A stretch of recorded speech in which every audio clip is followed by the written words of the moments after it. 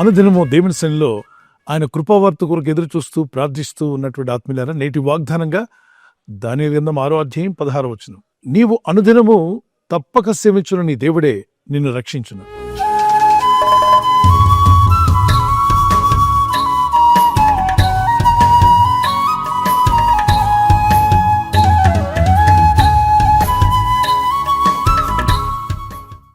దానియేలుని సింహబోన్లో పడేశారు.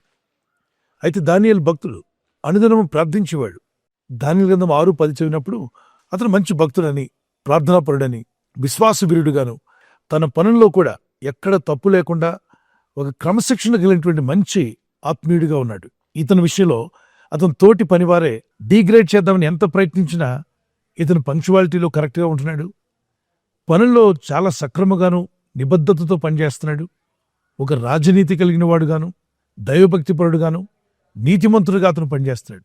ఇతని చుట్టూ ఉన్న కొలీగ్స్లో చాలామంది ఆఫీసర్స్, పైనున్నవారు, కిందున్నవారు లంచగొండితనం, అపవిత్రమైన మనసులు, పాపాల పట్ల ఆసక్తి కలిగిన వారు, దుర్నీతిపరులు, అవినీతిపరులుగా జీవిస్తున్నారు.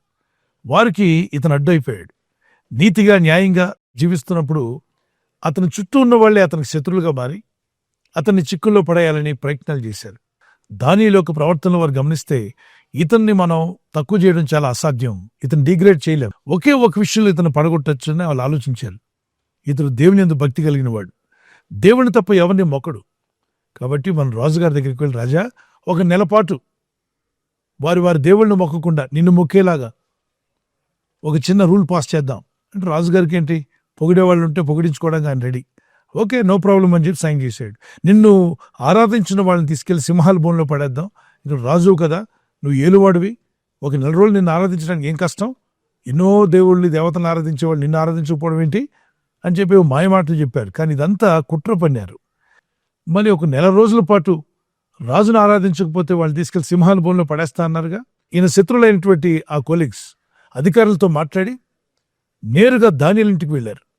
దానియేలు పై ఇంటి మేడగది కిటికీలు తెరిచి మరీ ప్రార్థన చేస్తున్నాడు. అతని ప్రార్థన వినపడుతుంది. ఏమాత్రం భయం లేకుండా అనుదినము తాను సేవిస్తున్న దేవునికి బహు ఆనందంతో, సంతోషంతో దేవుని ప్రార్థించి, స్తుతించి, ఘనపరుస్తూ ఉన్నాడు. ఈ ఆరాధన, ప్రార్థనలన్నీ కిందన్న వారికి వినబడుతున్నాయి. అధికారులతో చెప్పారు కొలీగ్స్, చూడండి, ఒక నెల రోజుల పాటు ఏ దేవుణ్ణి ఆరాధించొద్దంటే ఈ దానియేలుకి ఎంత ధైర్యం. తన దేవుణ్ణి ఆరాధిస్తున్నాడు, ప్రార్థిస్తున్నాడు. రాజు యొక్క చట్ట ప్రకారముగా ఇతని సింహాల బోన్లో పడేయాలి కదా అని చెప్పి పై అధికారులతో మాట్లాడి ఆ రూల్ ప్రకారంగా దానియేలుని తీసుకెళ్లి సింహాల బోన్లో పడేస్తారు. వాళ్ళు అనుకున్నారు ఇతని పని అయిపోయింది. సింహాలను వదిలిపెట్టారు. అవి అరుస్తూ, గర్జిస్తూ అతని మీదకి వెళ్ళడం వారు గమనించారు. ఇంకంతే, లోపలికి వెళ్ళి చూడడానికి వీలు పడదుగా, వెళ్ళిపోయారు. ఈ భక్తుడు అయిపోయాడు. ఇక వీడు ప్రతిదానికి లంచం తీసుకోరంటాడు, ప్రతిదానికి నీతిగా బతకాలంటాడు, ప్రార్థన అంటాడు, విశ్వాసం అంటాడు. ఇలాంటి వాడిని అడ్డు తొలగించుకున్నాం అని శత్రువులందరూ పండగ చేసుకుంటున్నారు ఇంటికి వెళ్ళి. ఈరోజు రాజుగారికి నిద్ర పట్టకపోవడం, అతడు ఏం జరిగింది ఈ రోజు అని చెప్పి అడగడం, అన్యాయంగా ఏదైనా తీర్పుని తెచ్చాడంటే, అవును, భక్తులైన దానియేలు అందులో పడేసరినప్పుడు వెంటనే ఇతను పరుగులు తీస్తాడు. ఎక్కడికి, సింహాల బోన్ ఎదుగు పరిగెత్తుకుంటూ వెళ్తాడు సైనికుల సాయంతో. ఆ సింహాల బోన్ దగ్గర నిలబడి, అరే ఎంత మంచి భక్తుని పడేశారయ్యా, పొరపాటు చేసామయ్యా అని చెప్పి దానియేలు అని పిలుస్తాడు.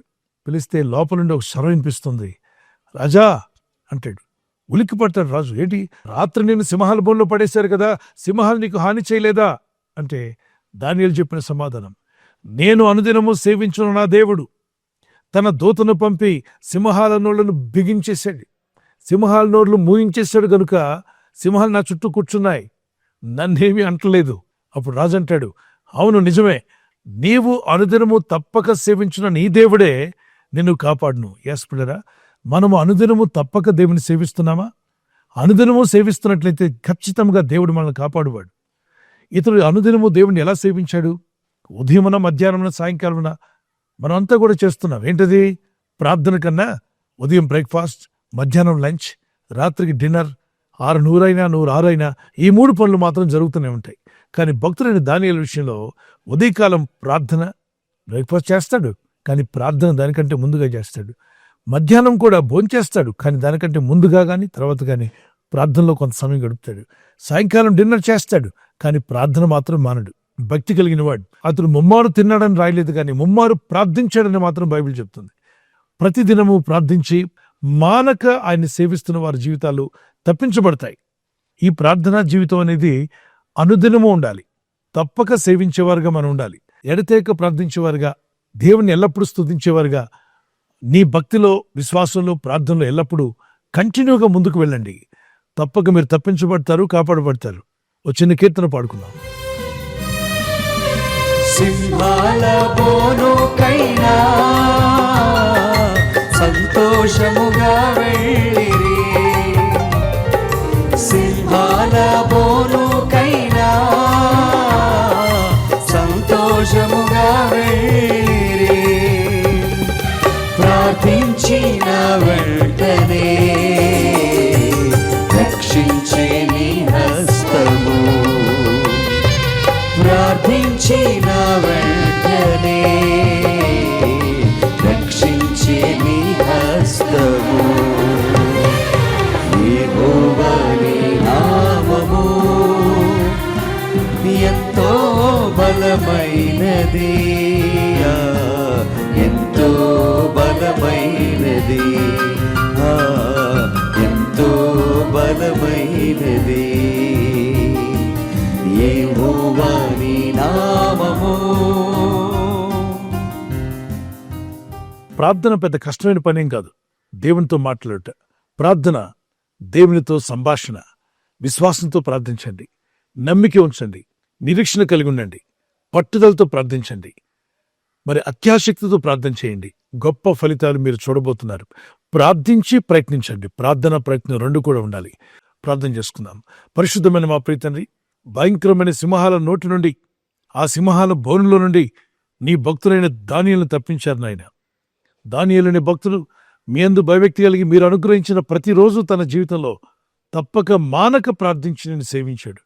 మేము కూడా ఈ జీవన యాత్రలో అనుదినము తప్పక నిన్ను సేవించేవారుగా, మిమ్మల్ని ఘనపరిచేవారుగా, ప్రార్థించేవారుగా, విశ్వాసంలో ఎదుగుతూ ఇతరులను బలపరిచేవారుగా, మేము వెలిగించబడి ఇతరులను వెలిగించేవారుగాను, నీ సత్యవాక్యమును కలిగిన మేము అనేకులకు ప్రచురపరిచేవారుగాను, నీ ప్రేమను పొందిన మేము ఇతరులకు ప్రేమను పంచే విధంగా నీ చిత్తం నెరవేర్చేవారుగా మమ్మల్ని నడిపించండి. ఈరోజు ప్రార్థించి ప్రయత్నించబోతున్న శంకుస్థాపన అయిన, గృహప్రవేశమైన, ఒక బిజినెస్ ప్రారంభిస్తున్నా, ఉద్యోగ ప్రారంభానికి వెళ్తున్నా, ఒక మంచి కార్యక్రమాన్ని ప్రారంభిస్తుండగా, నేను వారి బిడ్డల వివాహం కొరకు ప్రయత్నాలు చేస్తుండగా, వారు చేస్తున్న ప్రయత్నాలు ఫలించలాగున మీ దూతలకు ఆజ్ఞాపించండి. ఎవరైనా హాస్పిటల్లో ఉన్నా, ఐసీయూలో ఉన్నా, ప్రభు ఎవరైతే సీరియస్ కండిషన్లో ఉండి బాధపడుతున్నారో వారికి యేసు నామములో స్వస్థతను అనుగ్రహించండి. కృంగిపోయిన వారిని లేవనెత్తండి. మీ గాయపడిన హస్తమును చాపి వారికి ఉన్న సకల రోగాల నుండి విడుదల ఇచ్చేయి. వారిని లేపి నడిపించడాన్ని సాక్షులుగా నిలబెట్టుకోండి. ఈ ఉదయకాలం ప్రతి రోగి యేసు నామములో స్వస్థత నొందునుగాక. తండ్రి, ఈ దినం ఎవరైతే ప్రయాణమై వెళ్ళబోతున్నారో, అది రైలు మార్గమైనా, ఆకాశ మార్గమైనా, బస్సుల్లో, వాహనాల్లో ఎక్కడ ప్రయాణం చేస్తున్నా, రోడ్డు మార్గంలో ఏ వాహనంలో వారు ప్రయాణం చేస్తున్నా, నీ ప్రజలకు కాపాడే దూతలను పంపండి. మమ్మల్ని బలపరచండి. మీరు అనుగ్రహించే ప్రతిరోజు కూడా ప్రార్థనతో ప్రారంభించి ప్రార్థనతో ముగించే విధంగా నీ చిత్తం నెరవేర్చేవారుగా ప్రతి ఒక్కరిని బలపరిచి తాకి, నేను అక్కడికి ముందుగా వీరందరినీ కూడా బలమైన సాక్షులుగా నీ రాజ్య విస్తరణలో నిలబెట్టి నడిపించమని, వీరిలో ఉన్న ప్రతి అవసరం తీర్చువాడు నీవే.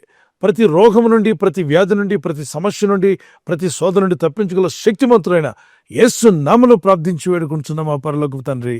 ఆమేన్, ఆమేన్.